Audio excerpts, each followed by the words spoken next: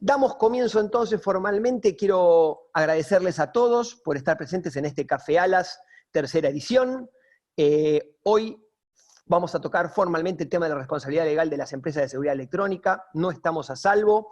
Tenemos un panelazo que nos acompaña hoy y hoy estamos estrenando específicamente una alianza con la Asociación de Profesionales de Seguridad de la Provincia de Buenos Aires, APSEBA.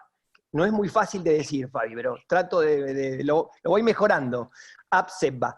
Quiero presentarles a su presidente que está con nosotros, el señor Fabián Bongiovanni, quien nos va a hacer la introducción al resto de los oradores, y expresarte que desde ALAS estamos muy, pero muy conformes y muy felices de esta alianza que nos va a permitir potenciarnos en la llegada a todas las personas del sector, y en tu caso especialmente a todas las de la provincia de Buenos Aires. Así que de aquí en adelante no van a ser pocas las oportunidades que tengamos para desarrollar juntos contactos y eventos. Bienvenido, Fabián, adelante vos. Bueno, muchísimas gracias, Dani. Agradecer este encuentro con Alas.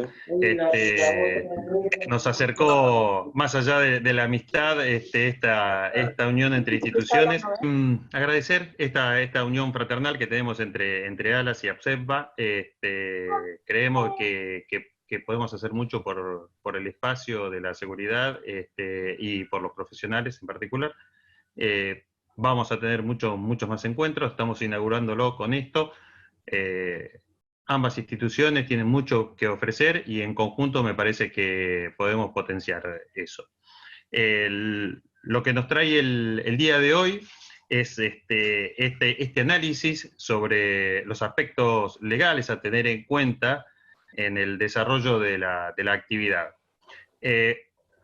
Contamos con la presencia del doctor Raúl Castro, que es un entendido, un especialista en la materia, está trabajando mucho en el asesoramiento de la actividad, es asesor de CASEL y de CAS en el sistema de instalaciones fijas contra incendio, pero por sobre todo es una persona que ha intervenido en litigios de esta área.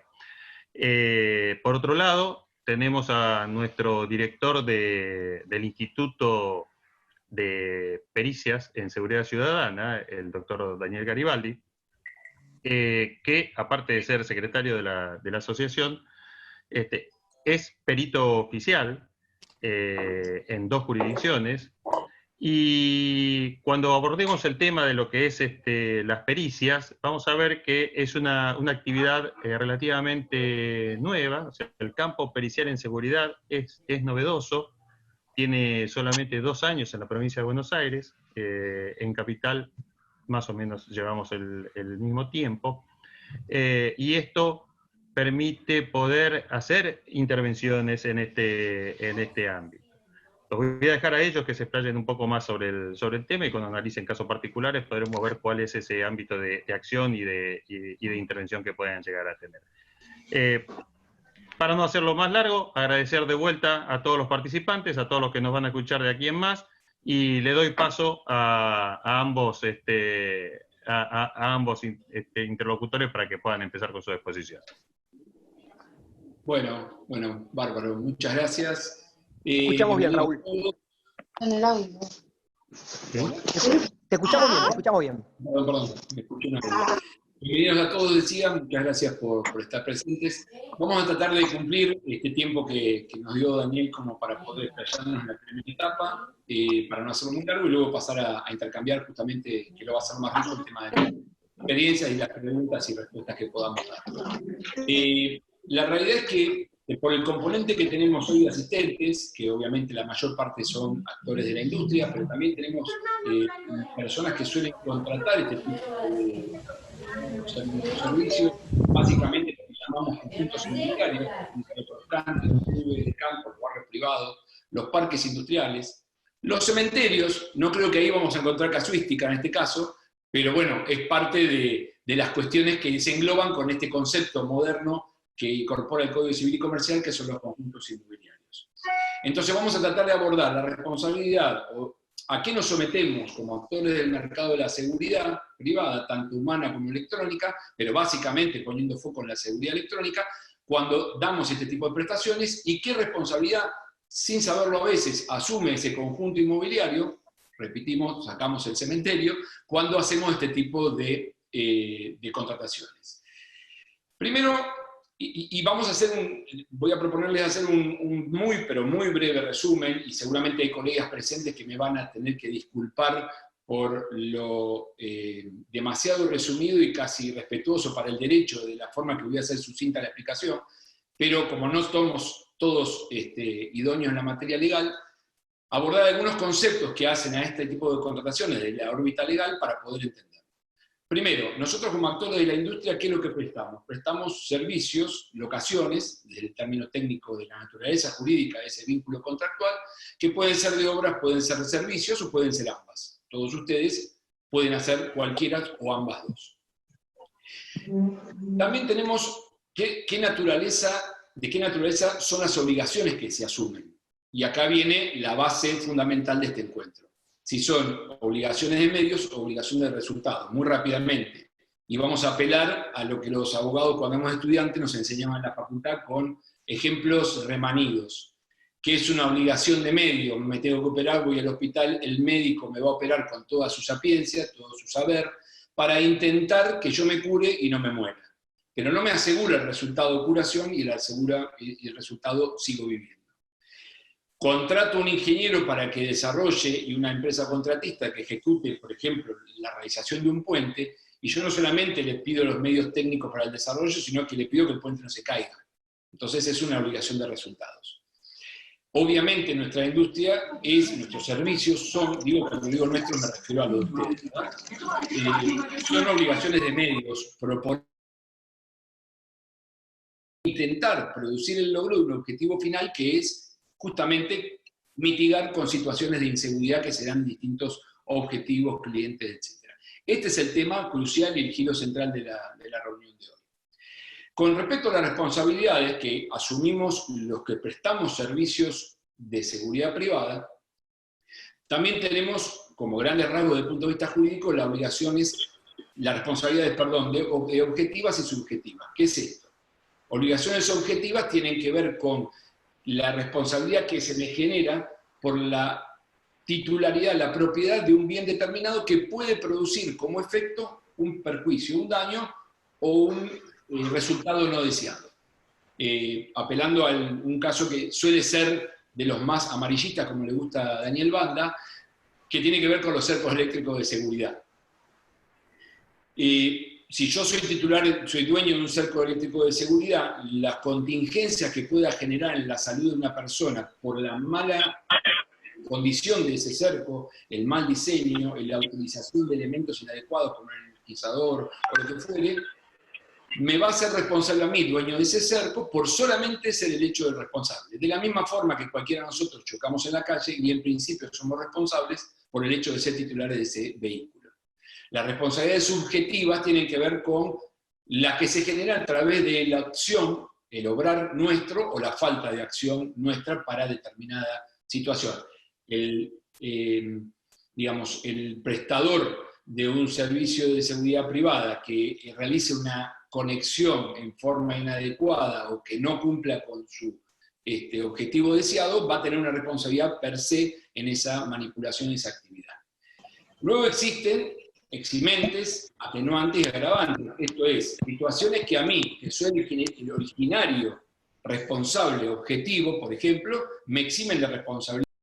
En el a un auto manejando, soy responsable objetivo de los daños que ocasione con ese vehículo, pero entre dos autos me sale una criatura corriendo y la invisto. Bueno, voy a tener muy probablemente un eximente porque era algo que no podía prever, me salió a mitad de cuadra entre dos vehículos, venía a una velocidad adecuada, no pude frenar. El atenuante es un intermedio entre el tengo toda la responsabilidad y no tengo ninguna, y el agravante es de la tipificación normal de mi responsabilidad, me la agrava por determinadas cuestiones. En nuestro ámbito, yo puedo, volviendo al ejemplo del cerco, puedo decir que si yo que no sé nada pongo un par de alambres para cercar mi propiedad y lo energizo con 220, tengo una responsabilidad clara, objetiva, subjetiva, Y podré tener, según la sapiencia del abogado, algún tipo de atenuante porque no pude advertir, no tengo educación o lo que fuera.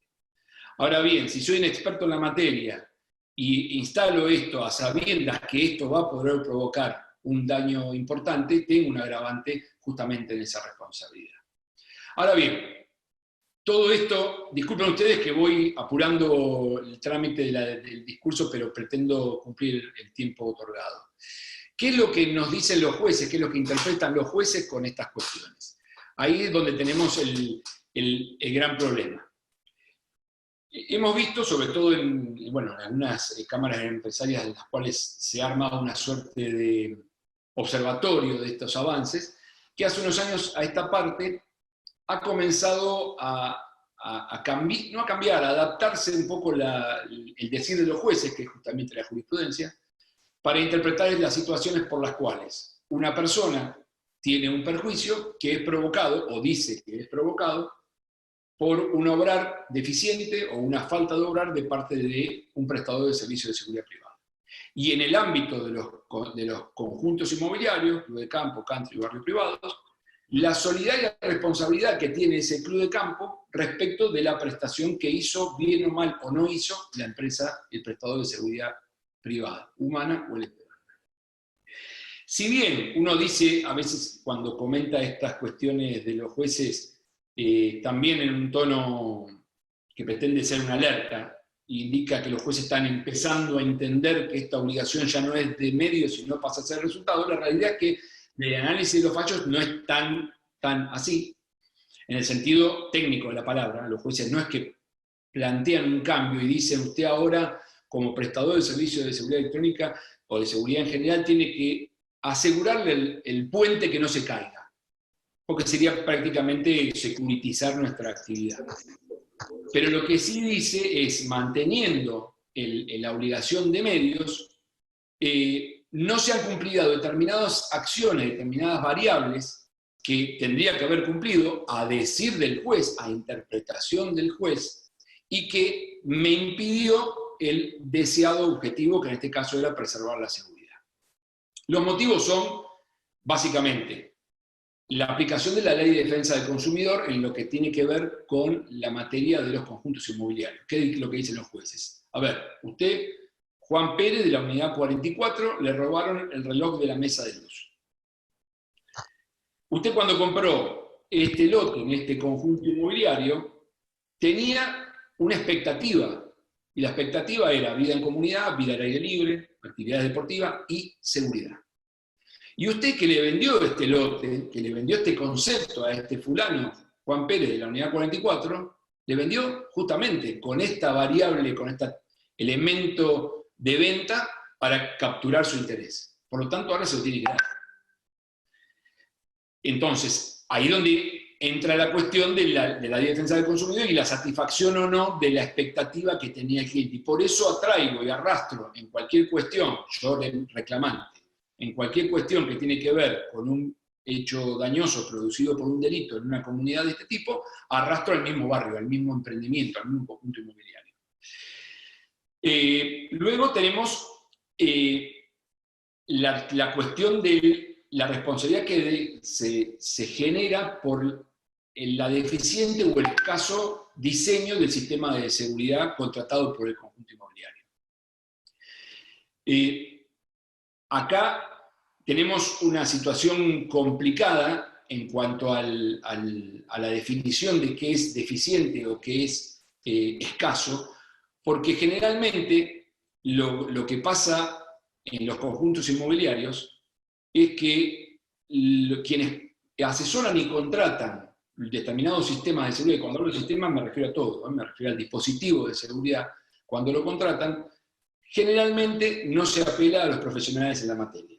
Generalmente no se acude a un diseño previo de aquel que, sin venderme nada en particular, lo que hace es me asesora sobre, en función de mi entorno, mi objetivo, mi geografía circundante, mi geografía interna, la tipología de elemento social que contiene esa organización, cuál es el mejor dispositivo. Y en función de eso, luego de eso, salgo a contratar. Como eso generalmente no existe, y otra de las cuestiones que no existen es el elemento objetivo, normativo, legal o técnico, que me diga qué es cada uno de los sistemas de seguridad, en este caso de la seguridad electrónica.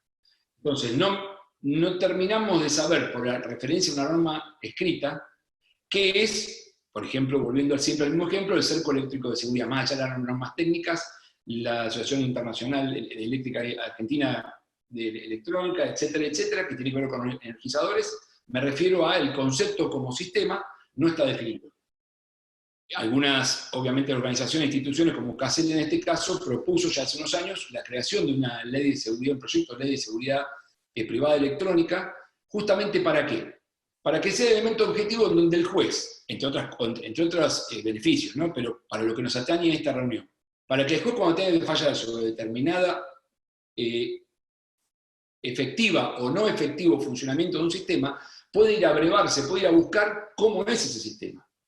Entonces, cuando digo que funcionó mal, primero tengo que saber cómo es el sistema. Y luego, si lo que colocaron no se condice con cómo el deber ser, entonces genera una responsabilidad. Eso no existe. ¿Qué es lo que existe entonces? Existe el vuelo de la imaginación del juez, que no tiene, ni sabe, ni tiene por qué saber qué es cada uno de estos sistemas. Y acá donde decimos, estamos sonados entonces, no estamos a salvo, como ponía Daniel en la invitación.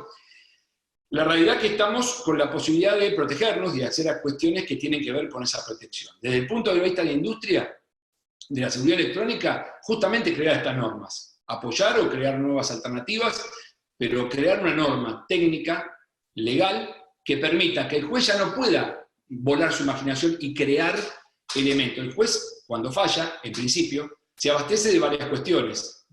Una de ellas es la ley. Y ante la ausencia de la ley, podrá crear una norma jurisprudencial aplicable a un vacío legal. Pero si yo logro ocupar ese vacío legal, ya restringo la posibilidad del juez de volar su imaginación. Desde el punto de vista del tomador del servicio, buscando lo que decíamos antes, el previo y adecuado asesoramiento técnico profesional. Si yo que lo que pasa habitualmente en los conjuntos inmobiliarios, tengo una situación de inseguridad, quiero, por ejemplo, preservar mi perímetro, y le voy a preguntar a mi amigo que vende cocodrilos, ¿qué es lo mejor para colocar en mi cerco? ¿Y saben qué? Me va a decir que tengo que hacer una fosa y poner cocodrilos, sin duda. El tema es que el profesional de seguridad, y no está mal que el que vende cocodrilos quiera vender cocodrilos, lo que digo es que del tomador del servicio, si yo previamente con un profesional que está separado de la prestación o de la propuesta técnica de la solución, lo que hace es brinda un asesoramiento y diseña un protocolo y un sistema, yo sé qué es lo que quiero contratar. Luego que diseño qué es lo que quiero contratar, voy al mercado y veo quién me ofrece eso o esas cuestiones que quiero contratar, y acá tiene primordial importancia, obviamente, los integradores, que justamente, como los conjuntos inmobiliarios son muchos sistemas que confluyen en un mismo o varios objetivos, lo que hago con el integrador es poder generar esto a un costo medianamente razonable. Y desde el punto de vista de la defensa judicial que hacemos nosotros, y ahora digo nosotros como abogados de la actividad, es buscar el apoyo técnico pericial también de un profesional. ¿Para qué? Para cuando tenemos estos eventos poder defendernos con la apoyatura técnica que le diga al juez, señor juez, mire que esto no es así, esto es de esta manera. Y en el caso de tener que hacer una pericia, poder peritarlo con peritos que realmente sepan de esta materia. No sean una materia ampliada, es una materia que ustedes saben tiene mucha especificidad. Así que bueno, con estas dos cuestiones últimas del técnico para el conjunto inmobiliario y del perito para nuestra actividad judicial, le estoy dando el pie al doctor Daniel Garibaldi para que, bueno, justamente podamos avanzar, si les parece, sobre estas cuestiones que nos parecen que son fundamentales para ir marcando algún tipo de cambio. Genial. Interrumpo un cachito a los dos, Dani y Dale. Raúl. Me meto en el medio un segundo. Entonces, entiendo, para hacer un resumen de todo lo que estás planteando, a la falta del idóneo en la etapa previa, terminamos en un litigio. El litigio, el juez, a falta de conocimiento, define por su buen saber y entender, y entonces ahí como medio de prueba válido aparece la figura del perito que está especializado en una materia determinada, que en el caso nuestro es la seguridad electrónica, para aportar esa prueba y clarificar esos conceptos que el juez todavía no tiene, porque no tiene por qué, porque sabe de leyes, no sabe de seguridad electrónica. Y ahí Claro. sí le doy el paso a Dani para que haga su parte del caso. Muchas gracias, Fabián, muchas gracias a los presentes, muchas gracias, Daniel Banda. La verdad que es una alegría compartir este espacio con ustedes. Y antes de comenzar, felicitar la brillante disertación del doctor Raúl Castro. Comparto absolutamente todo lo vertido, absolutamente todo lo vertido. Es una situación compleja, es un campo nuevo, no la seguridad privada, la seguridad ciudadana. En Argentina es un tema de estudio a partir recién de la década del 90. Entonces, en términos históricos, estamos en el 2020. Eso es antes de ayer, en términos históricos. Y algo tan puntual como la seguridad privada, tantísimo más, o la seguridad electrónica, tantísimo más. La buena noticia es que desde el 23 de agosto del 2017 existe el alta de pericias en seguridad ciudadana en la provincia de Buenos Aires. Y desde, no recuerdo el número, la fecha, pero desde septiembre del año pasado, 2019, en la Ciudad Autónoma de Buenos Aires. A nosotros nos importa la provincia, donde están los country y donde están la mayor cantidad de servicios, en este caso en particular. ¿Para qué nos sirve un perito en seguridad? Justamente, gran parte lo dijo Raúl, porque ante un litigio van a haber dos opiniones diferentes y muy bien argumentadas a su forma, y una persona que va a ser el juez que nada sabe ni de tecnologías, ni siquiera mucho menos de tecnologías aplicadas a la seguridad. Pues no es una cuestión ingenieril, sino lo trasciende, tiene que ver con cómo es que debe utilizarse esa tecnología. No pasa tanto por si el circuito es correcto o incorrecto, si el empalme estuvo bien hecho o mal hecho, sino si ese dispositivo era el adecuado, teniendo en cuenta el análisis o el estudio de seguridad previo a la instalación de ese dispositivo. Además, lógicamente, si después fue llevado a cabo ese servicio de una manera eficiente.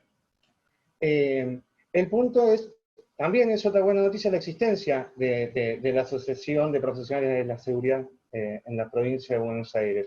¿Por qué? Porque es la asociación que nuclea a todos los profesionales, a todos los licenciados y técnicos en seguridad que se desarrollan profesionalmente en la provincia. Entonces, son un órgano de consulta y de hecho desde ahí surgen los peritos judiciales. De hecho, desde la asociación se capacita y se forma a los peritos judiciales en el campo específico nuestro de la seguridad ciudadana. Acá entre el público tenemos seguramente personas que son tomadores de servicio, como countries, empresas, y tenemos prestadores de servicio de seguridad física y de seguridad electrónica. ¿Para qué nos sirve a nosotros, sea cual sea el rol que tengamos, un perito en seguridad? Bueno, principalmente porque el perito en seguridad va a ser el asesor del juez, lo va a asesorar a través de su dictamen técnico, en torno a cuáles son los medios adecuados para determinado objetivo. Medios adecuados en materia de recursos humanos, medios adecuados materiales, respecto a la construcción edilicia y las medidas edilicias que se deben tener, medios adecuados electrónicos y medios adecuados procedimentales, todos los registros que se deben tener y todo este análisis de riesgo que tiene que ser previo a que uno tome un servicio, es decir, a que uno contrate un servicio, o a que uno brinde el servicio de seguridad, ese análisis de riesgos que es el que me va a decir justamente qué tipo de medidas, de contramedidas tengo que tomar justamente para gerenciar, para gestionar esos riesgos que se me van a ir presentando. Y este análisis de riesgo tiene que ser constante, continuo, lo tengo que hacer con determinada frecuencia porque los riesgos van a ir variando determinadas las circunstancias. Si les parece bien, analizamos un caso en particular, a modo de ejemplo, que es interesante, me resultó interesante porque en el fallo resultaban solidarios el country, resultó solidario la gerenciadora de inversiones y solidaria la empresa de seguridad. fue un robo a mano armada, donde ingresó un vehículo con personas armadas, y había solamente dos vigiladores de seguridad, uno en la garita y otro haciendo el recorrido. Lo que alegan la empresa de seguridad que fue una situación, un caso fortuito o fuerza mayor. En materia de seguridad ya hay muchos fallos que dicen que no se puede hablar de caso fortuito o fuerza mayor. ¿Por qué? Porque tenemos unas estadísticas de criminalidad que son muy altas, sobre todo en la provincia de Buenos Aires, que es donde tenemos la mayor tasa de robos. Y esto aplica tanto para custodias en tránsito, transporte carretero, mercadería en tránsito. Bien, en muchos casos se habla de fuerza mayor, caso fortuito, y el juez eso lo descarta, tiene en cuenta la piratería del asfalto que tenemos, pero también para los countries, para las empresas. Da igual, no podemos, si viviéramos en Suecia podríamos hablar, o en Suiza, que tiene unas estadísticas distintas a las nuestras. Son riesgos que es necesario contemplarlos. Ahora, ¿en qué caso una empresa de seguridad puede hablar de fuerza mayor o caso fortuito? Porque existe la posibilidad. Porque no hay cosa que no sea inviolable. Se roba la boda de los bancos, que son los lugares más seguros que existen, y sin embargo se los puede. Se tarda más tiempo, pero se puede. Bueno, el punto es solamente si se realizaron todos los protocolos, todos los procedimientos y se tomaron todas las medidas necesarias para el caso. Es decir, yo tengo una matriz de riesgo, primero ponderé los riesgos y sí, tomé todas esas contramedidas para poder gestionar esos riesgos. Entonces, primero, no tener la irrupción. Si tengo la irrupción, poder contenerle, que no puedo seguir avanzando. Si siguió avanzando, tener un protocolo para poder que nos roben lo menos posible. Y además, informar a la autoridad para que venga y poder garantizar que esa acuda, que esa ayuda, que esa fuerza policial llegue en el menor cantidad de tiempo posible. Todos esos tópicos los tengo que tener ponderados. Entonces, si viene una célula de un país hiperentrenado, bueno, bajan con un helicóptero, claramente que se va a hacer una cuestión de fuerza mayor, que ahí, aunque accionemos todos los protocolos, tuvimos el siniestro. Y sí que vamos a tener argumentos como para ponernos a resguardo. El problema pasa, y es muy claro, cuando no tenemos ningún protocolo, pues ahí no podemos apretar ningún botón que morigere la situación en la que nos encontramos expuestos. ¿Qué tenemos que brindar como empresa de seguridad? Un servicio organizado, eficiente y seguro. Entonces, justamente, el perito, el beneficio que nos va a brindar es que ya va a dejar, como bien dijo Raúl, el juez que no tiene por qué saber de temas de seguridad ni de protocolos en materia de seguridad, es el que falla y sentencia.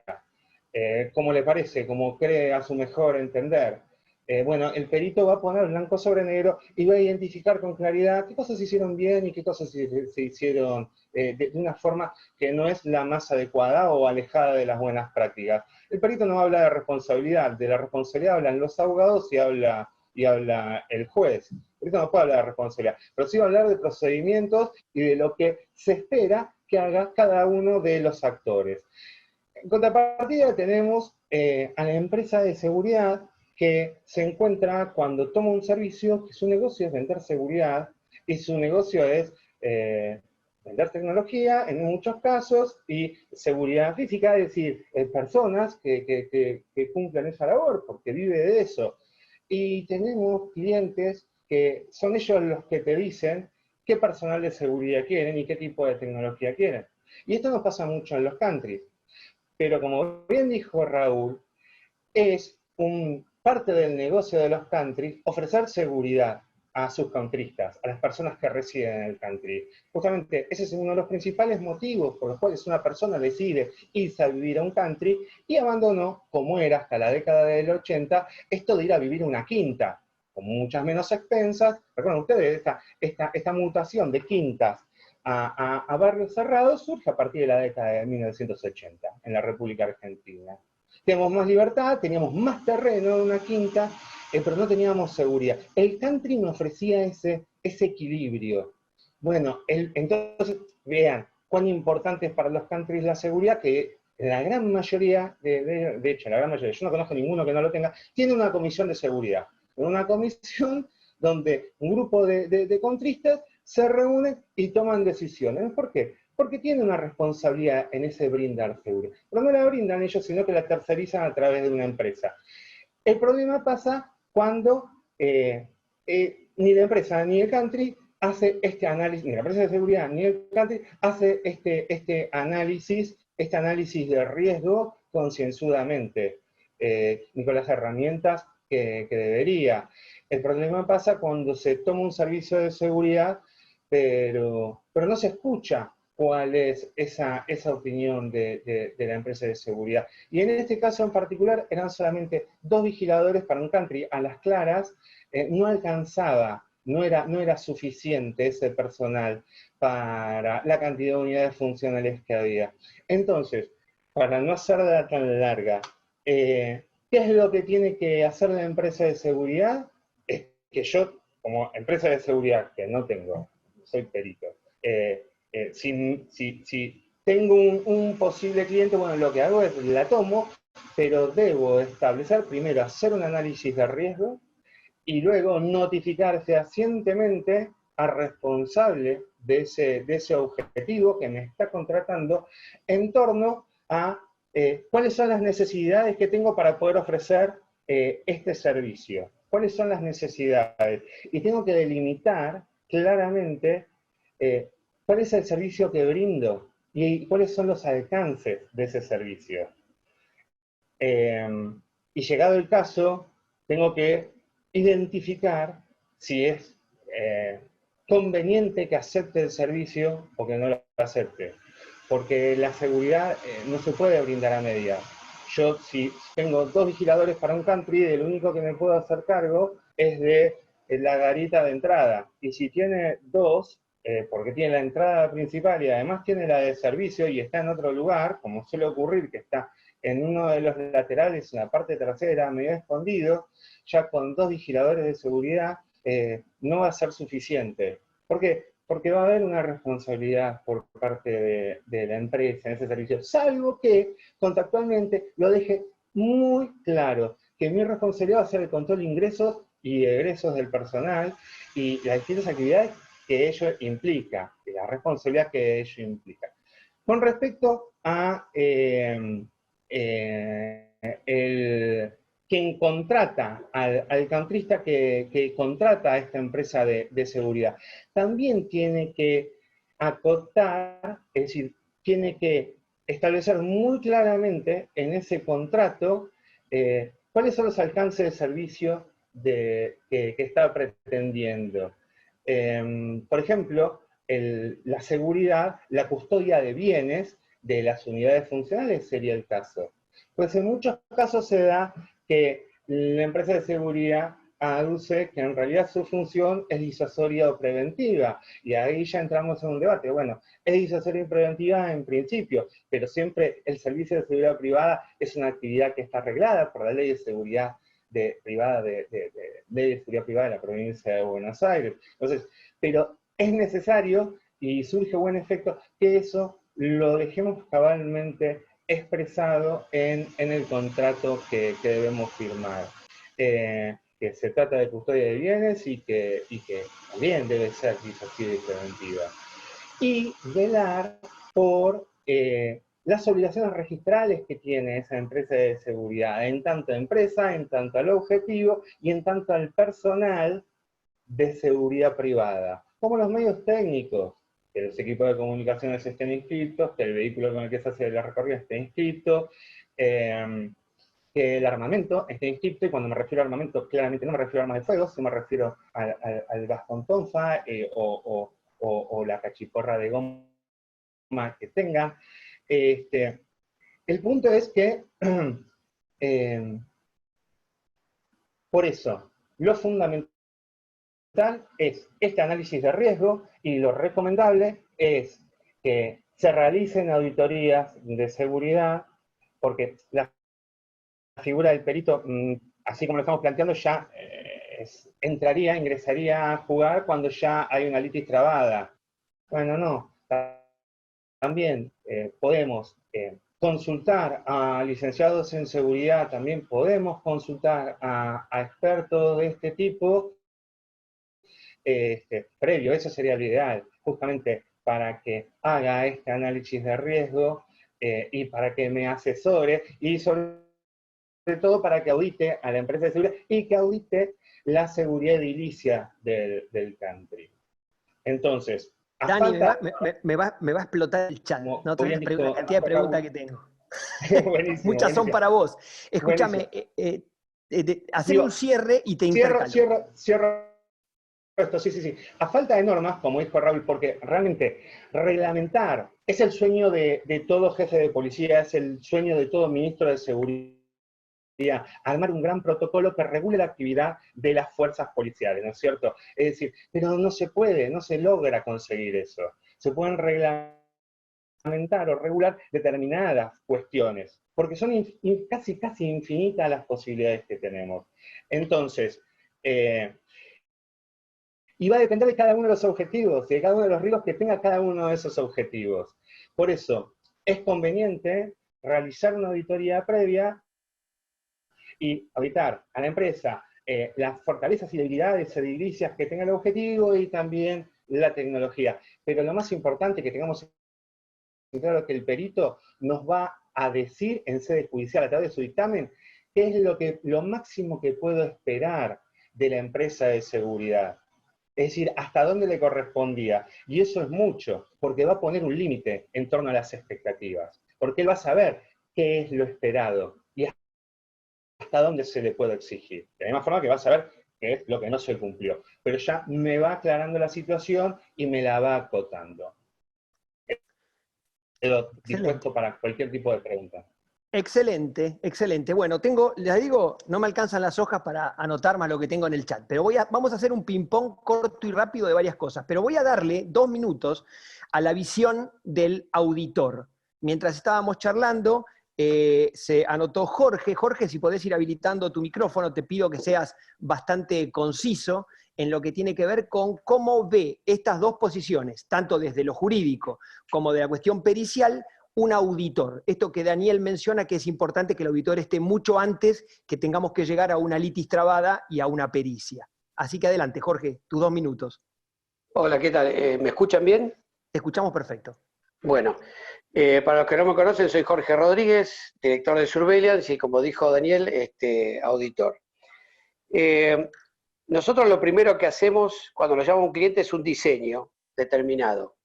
A partir de acá, las dos personas, tanto Raúl como Daniel, han hecho un abordaje muy completo de qué es la responsabilidad y qué es lo que hay que hacer. Pero quiero reforzar, desde mi punto de vista como auditor, dónde hay que apuntar. Una vez que hacemos el diseño, viene el cliente y dice, mira, no tengo presupuesto para poner el sistema que vos me decís, o para las 48 cámaras que habría que poner. Voy a poner nada más que 30 o 20 y las voy a poner cada 300 metros.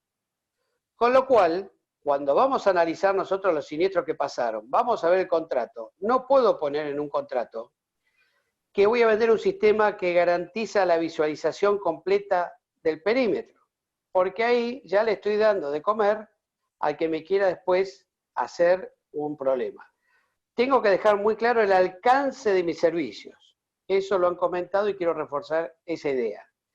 El alcance, ¿qué es lo que yo puedo hacer con lo que estoy instalando? Yo no puedo decir que voy a visualizar de noche si el lugar, el perímetro no tiene luz. Yo tengo que dejarlo escrito, que depende del country, que complete la iluminación para que el sistema funcione correctamente. Creo que con estos 2 ejemplos estoy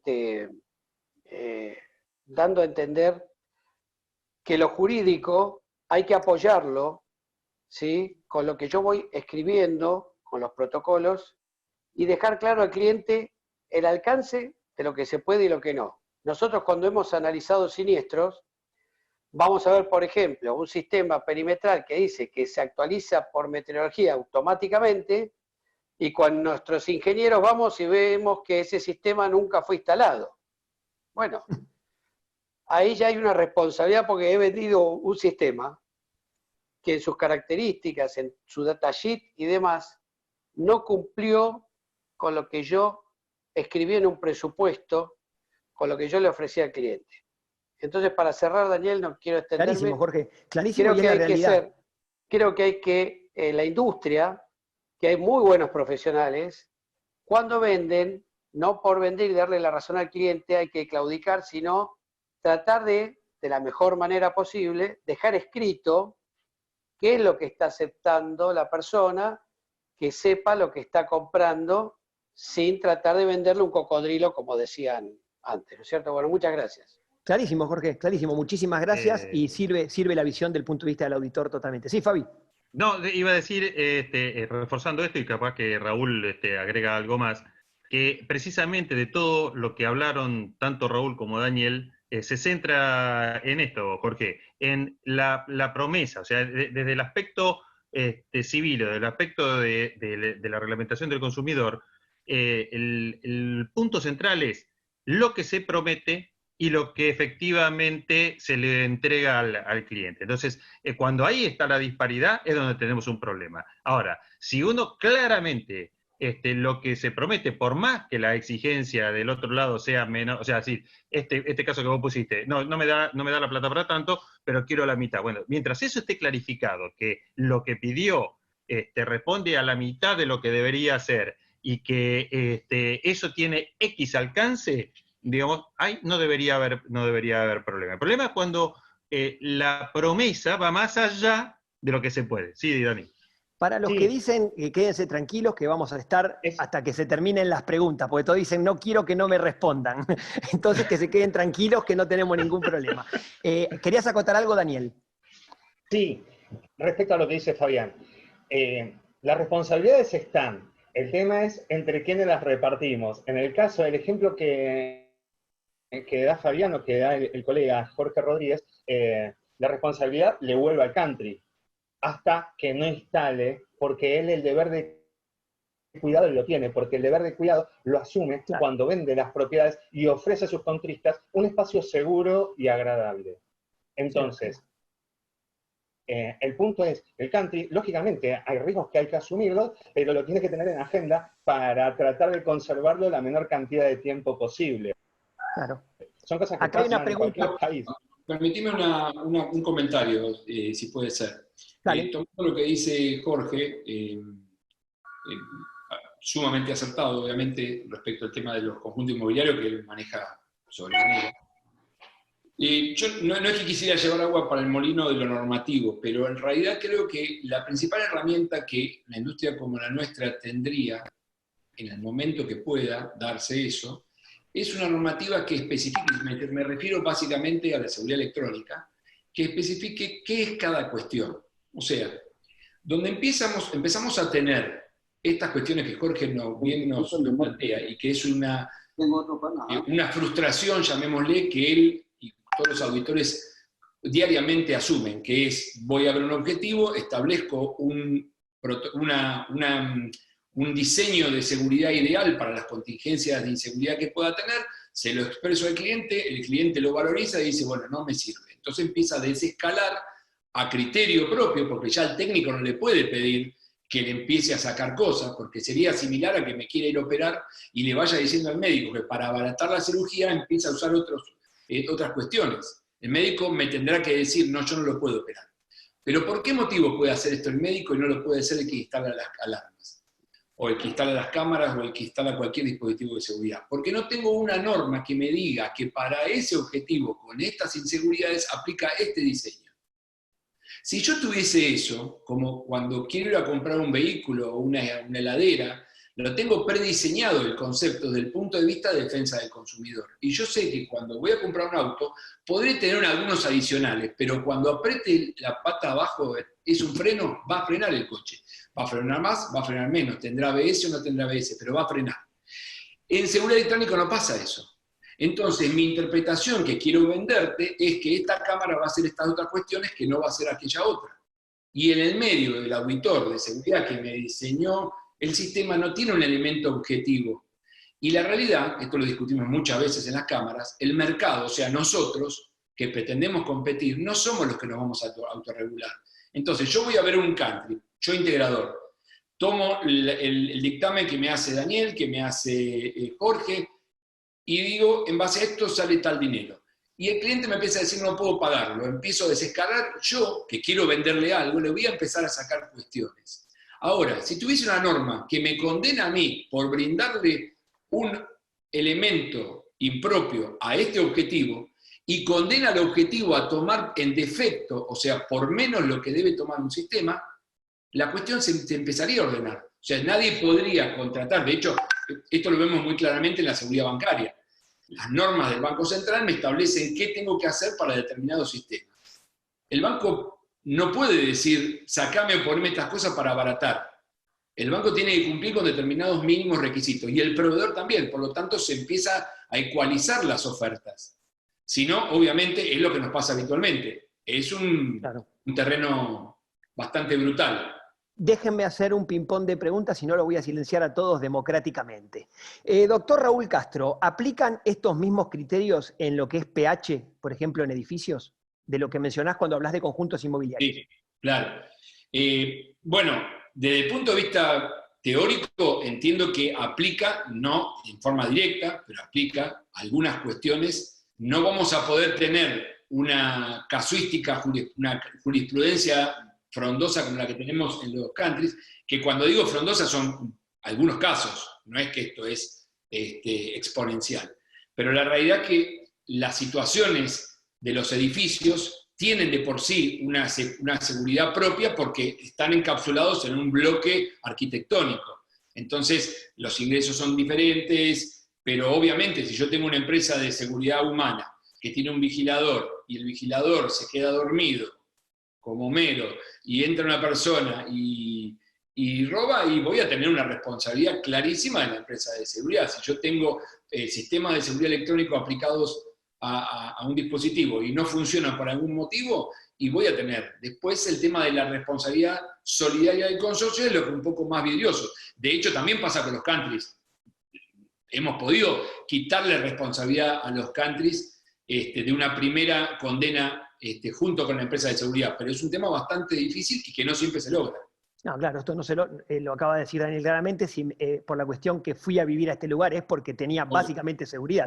Daniel, me preguntan si más allá de Provincia de Buenos Aires, si podés mencionarnos, y Cava, ¿cuántos peritos de lista tiene la Provincia de Buenos Aires y cómo está la situación de las otras jurisdicciones del país? Sí, tenemos.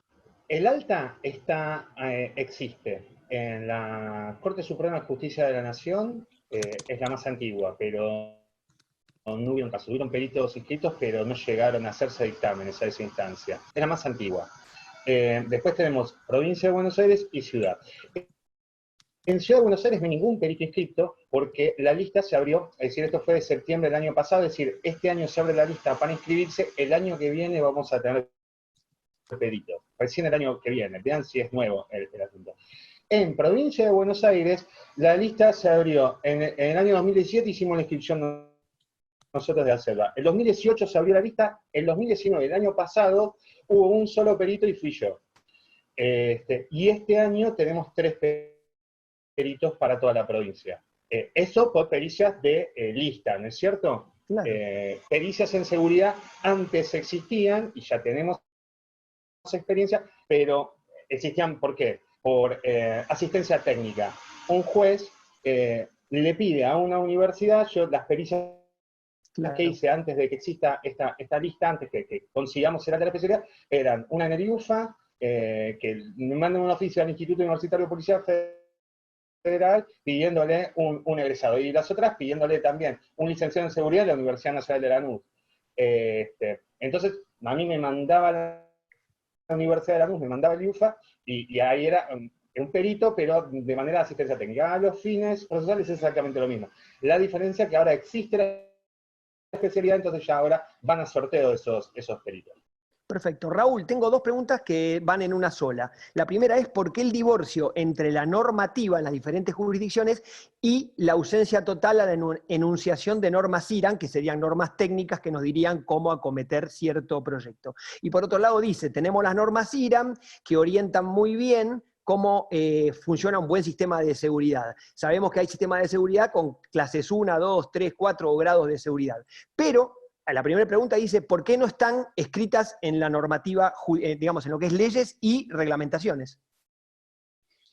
Bueno, a ver, ¿tengo el micrófono? Sí.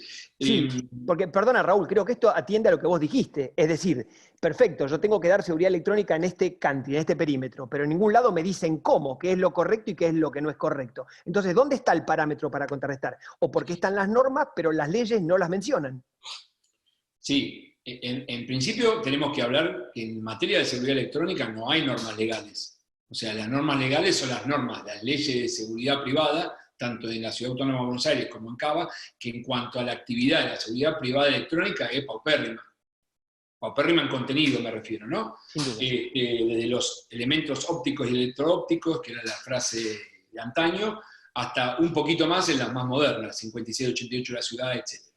Establece normativas que tienen que ver cómo actúan los actores de esa industria, pero no, lo que estamos hablando es de cómo defino técnicamente qué es cada uno de los subsistemas o sistemas de la seguridad electrónica. Sí existen normas IRAN, como bien pregunta el colega que está preguntando.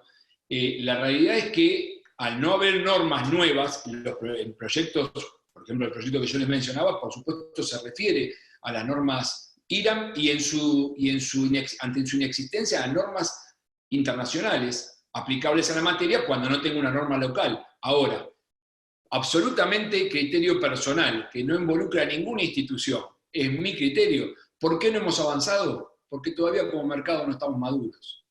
Entonces, muchos de nosotros preferimos que las normas no sean tan difíciles. Una norma IRAN nos pone en casilla, pero nos pone en casilla. Y muchos nos gusta más no estar en la casilla. Para todas las cuestiones te pone en casilla. Necesito acelerar el ping-pong. Daniel, dos preguntas que van en línea. Una, ¿dónde se estudia para ser perito? Y otra, Daniel, ¿es buen negocio ser perito? Bueno, ¿dónde se estudia? Es más fácil de responder. Acaba de ingresar a FIP a la mesa. Hay que ser licenciado en seguridad o licenciado en seguridad ciudadana. Hay muchas universidades donde se pueden hacer esas carreras. Que son la misma carrera con distinta denominación, porque los alcances son los mismos. Si es negocio, sí es negocio. Si es difícil cobrar, sí es difícil cobrar. Pero cuando uno cobra, cobra bien. Es negocio. Es difícil cobrar porque se cobra cuando ya hay, cuando imponen los honorarios, cuando el juicio ya terminó, hay una sentencia. Se cobra tarde. Cobra tarde, pero bien, sí. Perfecto. ¿Puedo agregar algo? Sí. Perdón, si puedo, para mí que cierro un poquito lo que dijo Raúl, totalmente de acuerdo. Como perito usamos muchas veces las IRAN como analogía. Sí, la analogía existe y lo utilizamos en muchos casos. O sea, hay una conclusión que la norma IRAN te sirve para sustentar una pericia. En determinados casos sí, en determinados puntos sí. Es un buen título. Pero el punto es que, claro, sirve porque lo dice un perito y sirve porque es una norma IRAN, las dos cosas. Pero no sé si la norma IRAN sirve para que el abogado que litiga o que defiende justifique sus decisiones en torno a esa norma. Si después no la refrenda No, lo que pasa, Daniel, que generalmente... No es vinculante. No, claro. Pero aparte, generalmente lo que sucede con la norma IRAN, para el que defiende, que te termina condenando. ¿Por qué? Porque, digamos, le sirve en realidad más al actor, al que reclama, que dice, Daniel, usted que vende fósforos, la norma IRAN dice que es un palito de madera con un poquito de rojo arriba y usted no me puso eso. Y la defensa dirá, bueno, pero la norma IRAN no es obligatoria. La norma IRAN nos termina condenando. Si estuviese legislado, el tema es, bueno, lo que decía antes, ¿no? Clarísimo. Claro, pero vos fíjate, Raúl, que en el caso de análisis de riesgo, la norma IRAN es una herramienta fantástica, porque sí. ¿Cómo analizo un riesgo? Hay un montón de maneras. Bueno, pero la norma IRAN es algo que está consensuado, y la norma IRAN, las ISO, están consensuadas y se aplican internacionalmente. Y eso es un sustento válido. Sí, es un equiparador. En esos casos sí que me pueden decir, bueno, yo uso otro método, y ese riesgo no lo ponderé porque no lo consideré. No lo consideré, no. Ese riesgo tenía que estar, y además no es solamente identificar el riesgo, sino después cómo lo gestiono. Es decir, qué contramedidas tomo, que eso, las ISO 31000 lo establecen. Fabi, querías hacer una... Sí, quería agregar respecto de la sustentabilidad del perito. Hay una figura que nosotros no mencionamos, que si bien el perito oficial está, digamos, encuadrado dentro de lo que son las normas de cobro del Poder Judicial, está la otra figura, que es la de la contraparte, que en el caso de la provincia de Buenos Aires es el consultor técnico. O sea, alguien tiene que asesorar a la otra parte, y esa figura es la del consultor técnico. El consultor técnico, como acuerda directamente con la parte a la cual está asesorando, bueno, ahí los valores ya trascienden lo que está estipulado dentro de lo que marca el Poder Judicial. Entonces, yo a veces suelo decir esto: el negocio está más ahí que siendo perito oficial. Lo que pasa es que, bueno, hay que tener la formación en ambos casos. Clarísimo, Fabi. Raúl, en un caso hipotético de un robo a un edificio que posee un control de ingreso por tarjetas, habiendo ingresado el delincuente gracias a que clonó la tarjeta, porque encontró la manera de clonar la tarjeta, ¿puede caberle una responsabilidad al que vendió el sistema de control de accesos al edificio? No, entiendo que no, desde ya que no, y es más, dudo que también tenga responsabilidad el propio consorcio.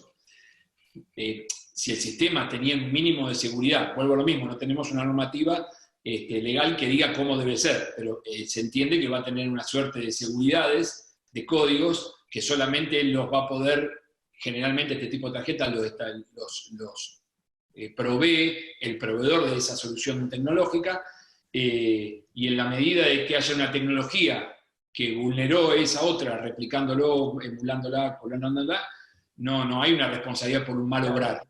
Daniel, te tenemos a vos y 2 peritos más en la provincia para que sustentes esto que dijo el doctor, cuando vayan contra la empresa que vendió el control de acceso y le clonaron la tarjeta. Sí, no, lógico, contra la empresa, si vendió el control de acceso, no, lógico. Ahora, lo ideal es el que contrata tiene que saber que todos los sistemas de seguridad tienen que estar duplicados. Entonces, una cámara que registre mínimo tiene que haber. ¿Y esto no debería decirlo el contrato de servicio del proveedor? Y sería perfecto. Lo que pasa es que si yo me limito a vender el sistema de molinete, solo vendo eso y mi negocio es ese. No te estoy garantizando seguridad, te estoy garantizando el control de acceso por molinete. Si yo te garantizo... Ahora, si es control de acceso, en realidad, con mayúscula, empezamos a hilar fin y empezamos a rascar, sí, lógicamente tengo que poner algún sistema que sea que me duplique. Eso sería lo ideal. ¿Es posible aceptar un mayor riesgo de una instalación en aras de bajar un presupuesto a pedido del cliente? Si el cliente regatea, ¿hasta dónde bajo lo que yo como profesional digo que debe ir para entrar y ganar la obra? Hasta donde yo lo bajo, yo lo puedo bajar. Lo que tengo que hacer es... Ahí van los dos. Dale vos, Raúl, a ver. Y después Dani.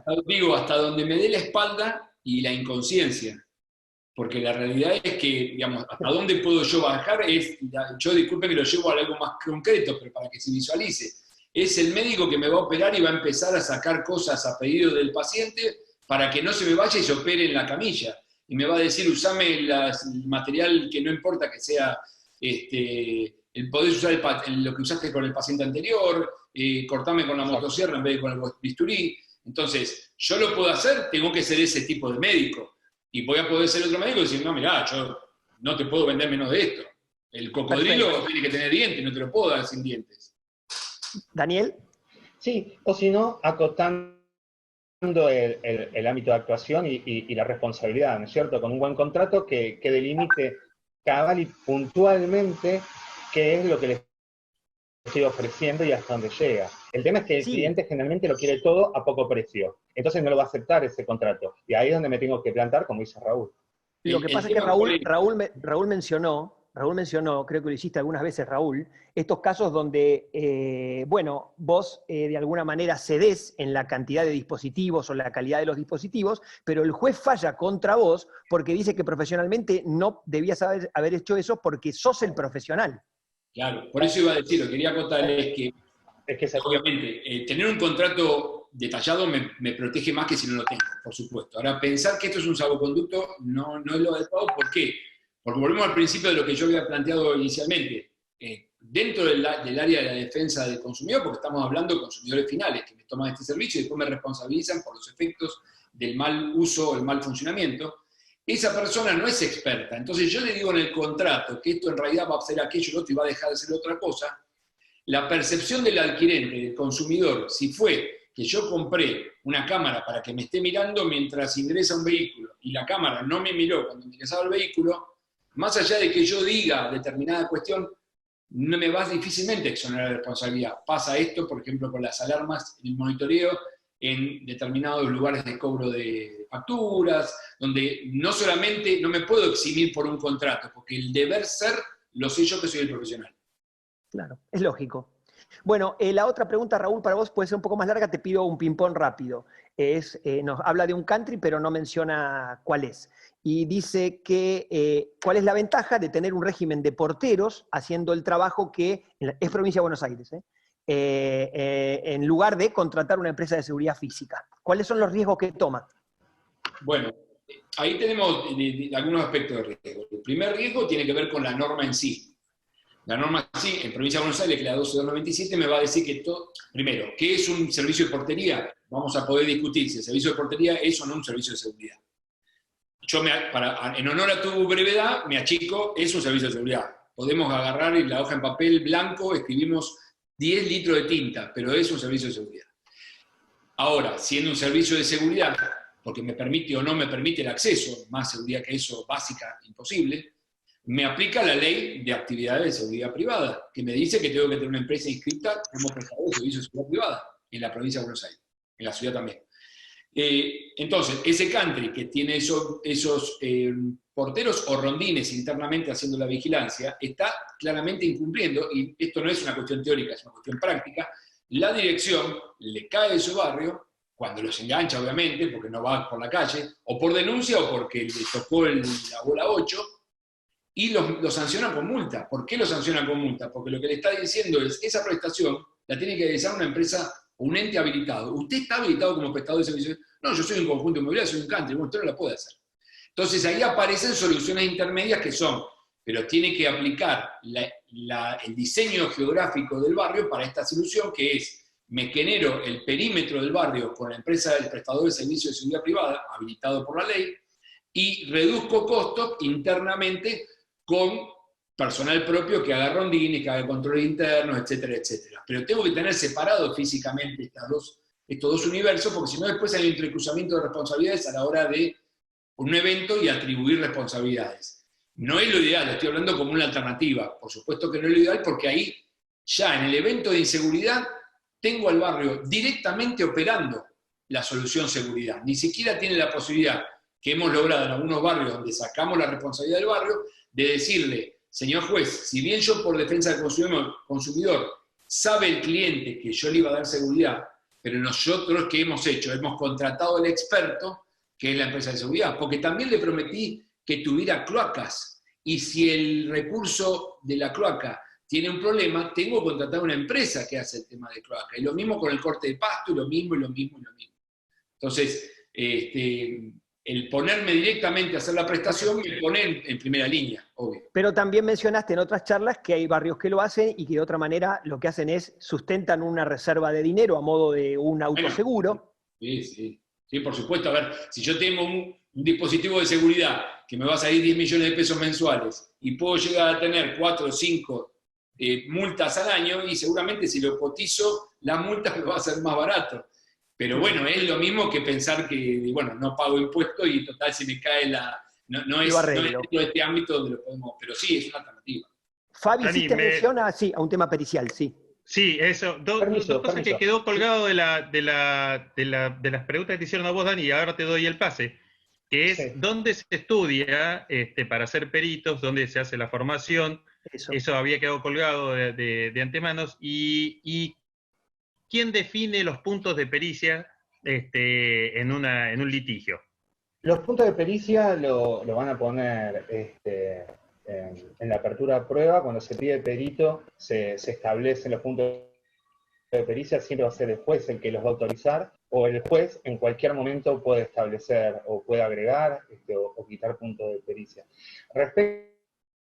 Volviendo un poco a lo que dice Raúl, yo en el caso, si me toca trabajar como perito en un caso así, donde hubo un siniestro en un barrio privado, un objetivo donde hay personal que no es de seguridad privada y que son porteros, para mi entender no es seguridad, porque si no sería seguridad cualquier vecino que mira por la ventana.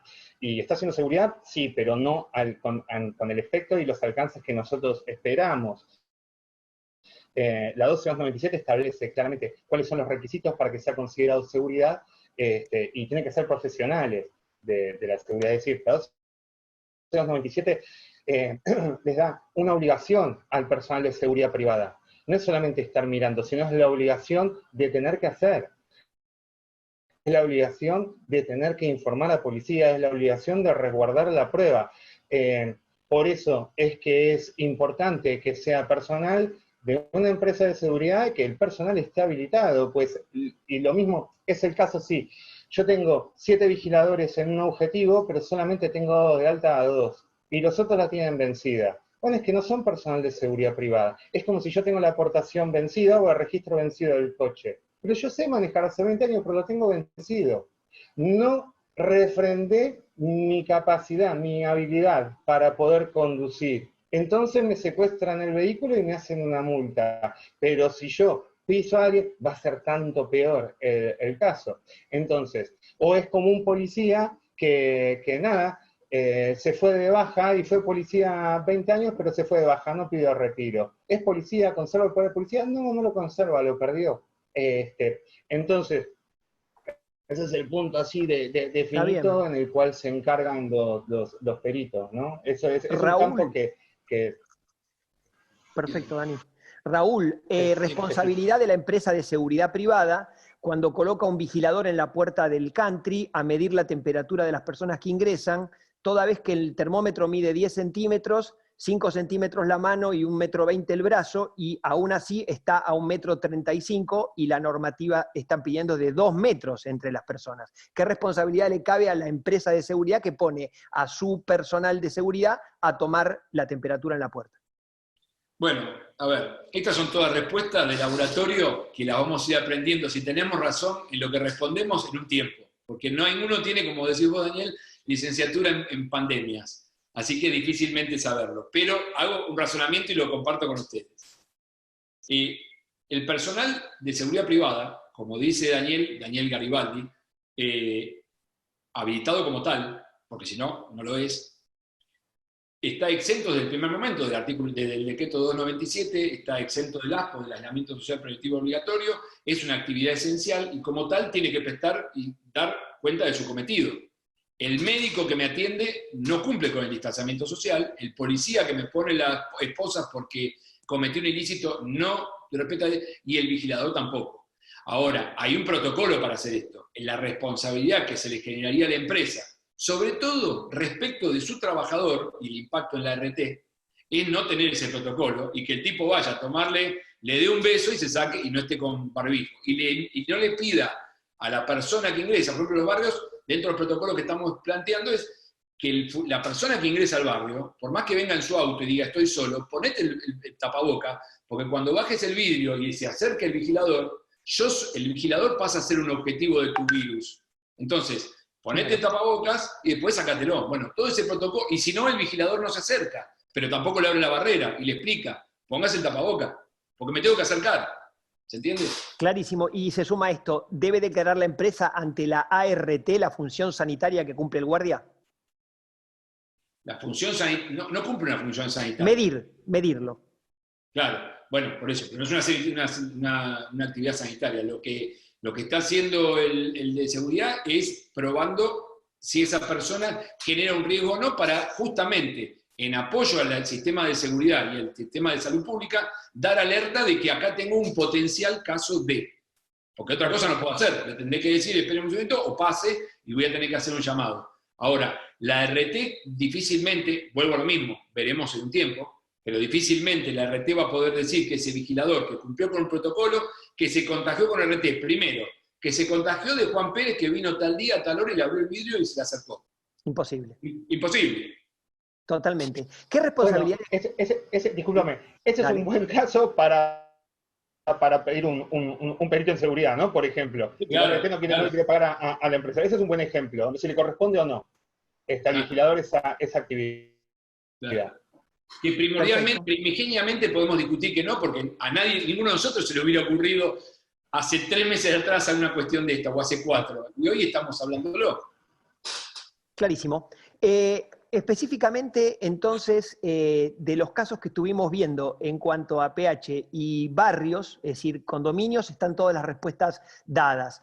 En relación al tema de COVID-19, también en lo que tiene que ver con esta cuestión de que el guardia se acerque cumpliendo su rol, que como bien dijo Raúl, está eximido por el tema de que no entra dentro del ASPO, como si tuviera que reducir a una persona que entra, se tiene que acercar y la tiene que reducir, sin lugar a dudas. Raúl, la responsabilidad de la empresa o del barrio, en el caso, estuvimos hablando el otro día de un caso muy concreto, donde en un barrio privado que no vamos a mencionar, desapareció el reloj de un propietario. Desapareció el reloj de un propietario. No, porque me gustó mucho y quisiera que brevemente lo expliques, y aquel en el cual el juez falló que detrás de cada lote, de cada vivienda, unidad funcional, tenía que haber una cámara conectada al barrio. ¿Podemos ver estos dos casos? Sí, a ver, en principio muy agradecido, porque fue lo contamos a modo de chanza. Por suerte somos nada más que 100 personas para escucharlo, así que no va a haber problema. Pero era más que nada para poder ejemplificar, no tiene ningún contexto jurídico, pero es para identificar a veces hasta dónde llega la creatividad de los jueces, de los magistrados. Seguramente con la mejor intención, pero ¿dónde queda la creatividad? Esto es un caso de un conjunto inmobiliario donde el actor es un propietario que manifiesta que por la noche le ingresaron a su casa por escalamiento. Escalamiento es esto, porque planta baja, o sea, abrieron la ventana, entraron, de su mesa de luz le sacaron un par de billetes, le sacaron un reloj de no demasiado valor sentimental, pero no económico, y se lo llevaron. Y parece que no, pero hay un juicio por esto. Juicio que ahora está en segunda instancia. La primera instancia lo condenan al barrio, y básicamente, y yo lo estoy haciendo muy sintético y burdo, pero la condena es porque el juez interpreta que tenía una obligación casi de resultados el barrio.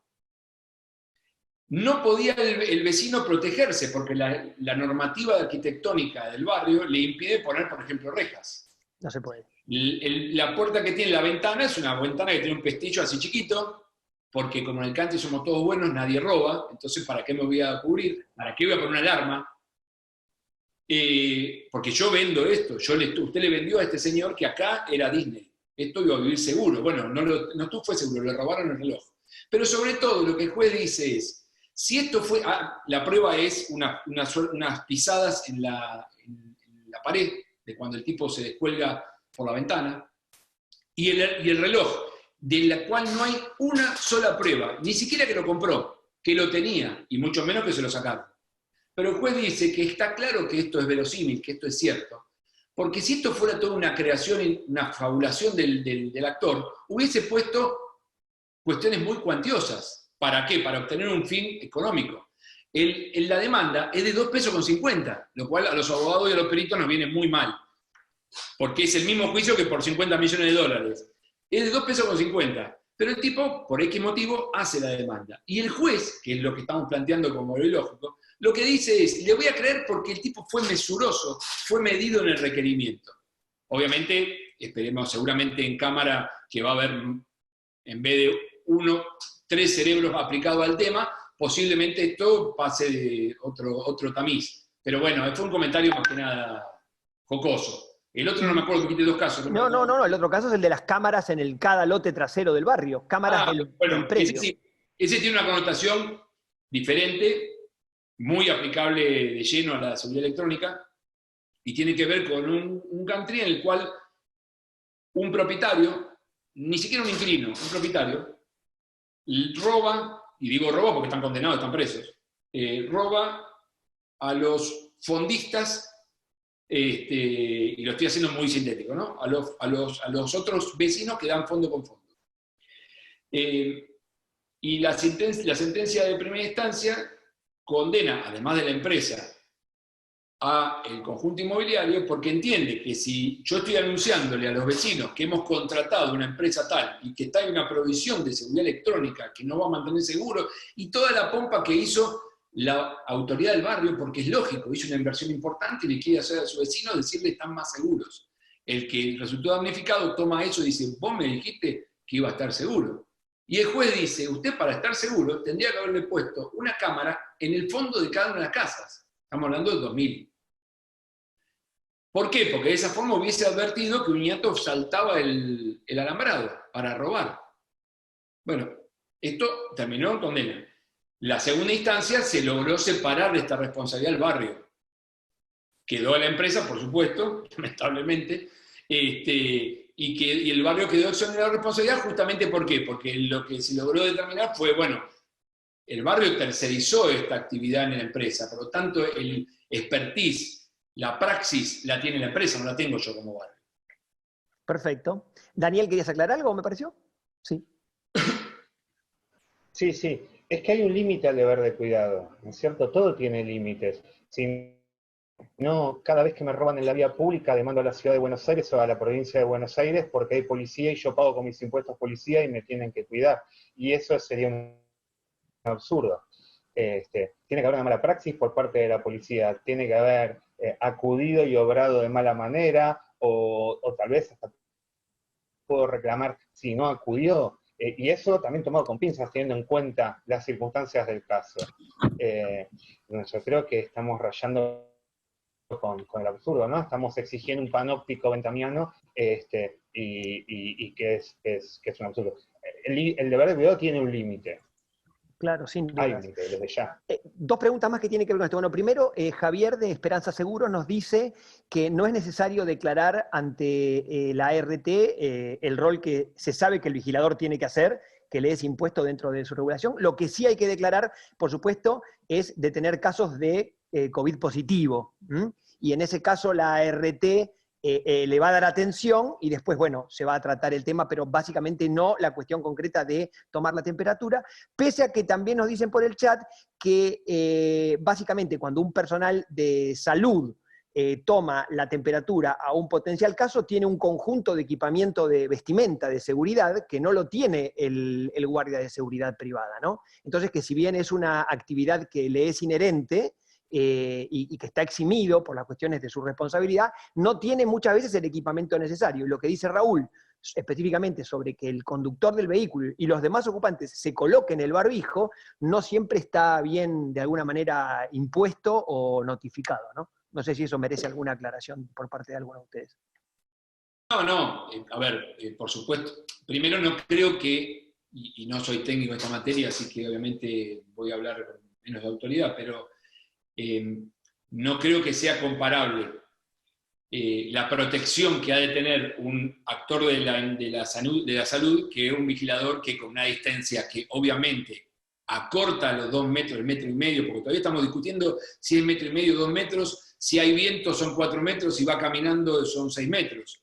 Entonces, estamos en plena discusión de eso. Pero lo que está claro es que mantiene un distanciamiento el máximo que le da la posibilidad de cumplir el objetivo. Tiene un dispositivo que no toma contacto con la persona, por lo tanto no hay intercambio físico del objetivo. Y cumple un protocolo de básicamente taparse boca, nariz, ojos, si lo pudiera hacer, no creo que sea directamente comparable. Okay. Por supuesto podría tener otra protección. ¿Qué responsabilidad se tiene desde el emprendimiento del barrio cuando el que tiene que estar haciendo este rol en la entrada es un policía adicional? ¿Cambia o es lo mismo? Eso es un mundo. ¿Un mundo por qué? Uno se encuentra habitualmente en los barrios que dicen voy a contratar policía adicional o voy a contratar Gendarmería o Prefectura Naval Argentina que nos va a prestar servicio de seguridad. Bien. Tenemos el alta como objetivo dentro del Ministerio de Seguridad y de provincia o de nación, porque estamos hablando de Gendarmería, Prefectura, de nación, provincia, policía bonaerense, y lo que se llama policía adicional, pola, o como fuere. Ah, no, y nos van a facturar, vamos a tener un contrato y nos va a facturar el ministerio. No, yo lo arreglo esto con el comisario. Usted no tiene servicio de policía adicional. Técnicamente hay una ley que habla de policía adicional. Usted lo que tiene es un policía que terminó su guardia y sin dormir, o durmiendo, o durmió en la guardia, se va y le presta servicio al barrio con el mismo uniforme, porque es el mismo que viaja en el colectivo y que llega a su casa, con el misma arma reglamentaria, su 9 milímetros en la cintura, con la misma radio y enlazado con la misma comisaría, porque obviamente todo está creado al efecto, donde voy a tener una persona que es policía, pero que en ese momento no es policía, porque no está en funciones, que me va a cobrar mucho más barato, que voy a tener una informalidad, por supuesto, porque no me va a poder dar el comisario una factura, me va a decir que vaya a comprar a tal lugar el combustible, o que le regale resma de papel, o que le X, o que le dé el dinero, para justamente pagarle a esa persona, no porque haya un adicional, sino no que haya una diferencia. Todo seguramente se lo debe llevar el policía que trabaja. Pero lo que decimos es que esto es una informalidad absoluta.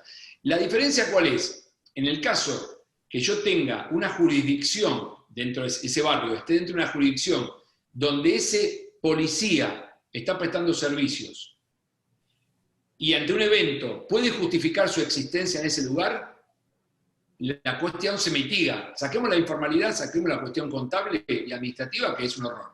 Vamos desde el punto de vista de la responsabilidad.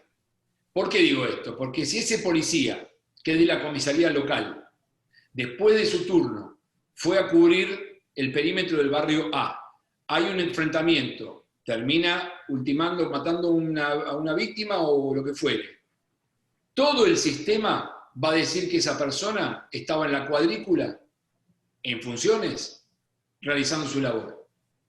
El problema lo tengo cuando tengo un prefecto en el medio de la pampa, diciendo que estaba ahí por la que la cuadrícula, ninguna cuadrícula. Entonces, usted utilizó el uniforme para hacerme ver que tenía seguridad y posiblemente la tuviera, pero todo funciona hasta que pasó esto. Cuando mató al muchacho, estamos en un problema porque ese tipo no tengo forma de justificar cómo... No podía estar ahí. No podía estar ahí.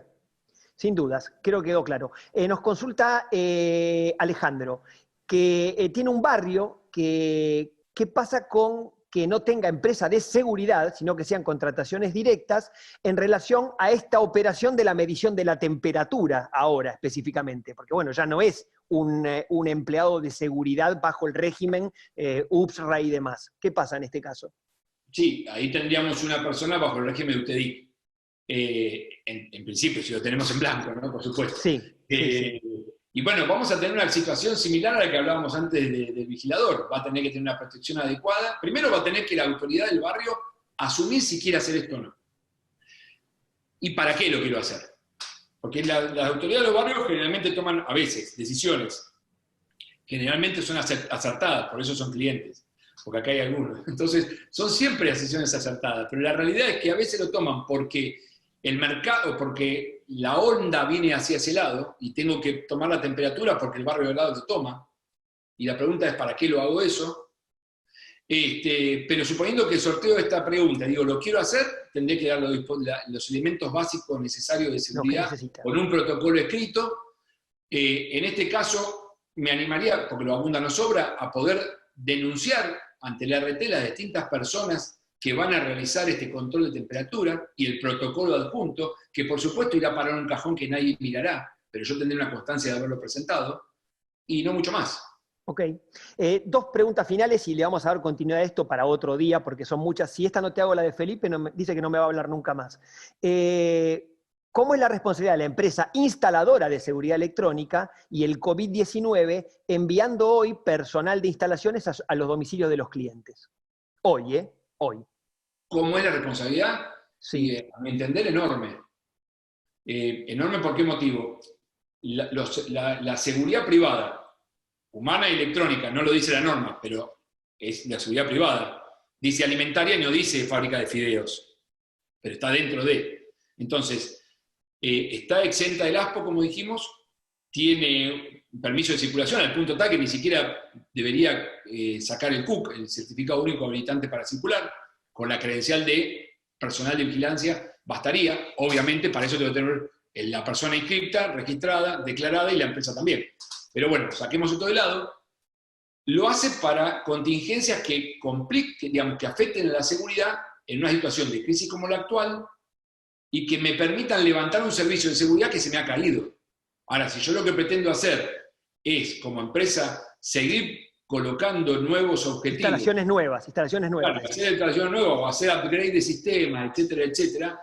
Yo creo que tengo una responsabilidad porque estoy sometiendo a las dos partes, a mi empleado y al lugar donde va, a una posible contaminación que la norma, entiendo yo, no está previendo. Lo que está previendo es otra cosa. Okay. Por algo, fíjense que por algo el sistema sanitario se ha restringido. Y uno dice, pero está exento el sanitario. No. Si vos te tenías que operar de un lunar y puede esperar el lunar, esperá que termine esta crisis. Claro. No lo hagas ahora. Daniel, pregunta de cierre. ¿Cómo se llama específicamente el perito de seguridad? ¿Cuál es tu nombre como perito en la provincia de Buenos Aires, del cargo? La especialidad es perito en seguridad ciudadana. Yo soy perito de lista. Perito de lista, me inscribo en la jurisdicción judicial y listo, y vía sorteo en esa jurisdicción. Por ejemplo, yo estoy inscrito en La Matanza y en Loma de Zamora. Si surge una pericia en un lugar de la provincia donde no hay peritos anotados, voy a sorteo, vamos a sorteo todos los peritos, que somos 3, y irá uno. Por ejemplo, pasa en Azul o en Bahía Blanca, irá uno de esos 3. Amigos queridos. Eso para ser perito de lista. Ahora, después como consultor técnico, simplemente que te contacten y ya. Amigos queridos, ¿cómo agradecerles la presencia? 1 hora y 30 minutos sin parar. Esto va a tener continuidad. Garantizo que vamos a volver a mapear un Café Alas para seguir con este tema, porque tengo más o menos unas 30 preguntas sin responder. Pero por cuestiones de responsabilidad no puedo excederme más del plazo de tiempo que tenemos hasta ahora. Les quiero agradecer a todos mucho la presencia, decirles que la charla está grabada y que vamos a buscar con APSEPBA la forma de tenerla publicada en conjunto. Daniel, Raúl, un saludo muy especial a ambos. Fabián, ¿se nos perdió en la conexión o lo perdí de... ¿Te estás por ahí, Fabi? Sí, no, tuve un corte y me costó entrar, pero acá estoy de vuelta. Gracias, Dani. Si querés hacer el cierre por APSEPBA, adelante. No, desde ya agradecer a Raúl y a Daniel, a vos, Dani, y a Alas en particular. Nosotros, y a través del acuerdo que tenemos con Alas, y con un acuerdo previo que teníamos con la Universidad Argentina Interamericana, estamos abriendo una diplomatura en pericias judiciales. Quien quiera asesorarse al respecto, o se contacta con ustedes o con nosotros, es lo mismo. Y bueno, y se puede... Podemos aclarar que en la página web de APSEPBA, que es apsepba.org.ar, está el acuerdo con la UAI, ¿no? Están los datos de las carreras que tenés armadas ahí. Sí, señor, está el acuerdo con la UAI, está publicadas las diplomaturas y el acuerdo que tenemos entre Alas y nosotros también. Está todo ahí expresado. Nada más, Dani, agradeciendo nuevamente a todos y a todos los participantes que han dedicado 1 hora y media para escucharnos, así que bueno, hasta la próxima. Amigos, Fabi, muchísimas gracias, un abrazo para vos. Les comprometemos que de aquí en 2 jueves, es decir, jueves que viene, tenemos un tema de mercadeo que ahora les vamos a circular a la lista en la que se inscribieron, con un QR para que se puedan inscribir, y de aquí a 14 días, próximo jueves 2 p.m., vamos a estar ampliando seguramente este tema porque da para cortar mucha tela más. Vamos a recopilar todas las preguntas que están acá y van a abrir el café de esa jornada. Un abrazo para todos, muchísimas gracias. Estuvimos toda la hora y media con 100 personas en el chat. Así que un éxito total. Tengan ustedes muy buenos días. Muchas gracias. Adiós, muchas gracias. Saludos. Un gusto. Hasta la próxima.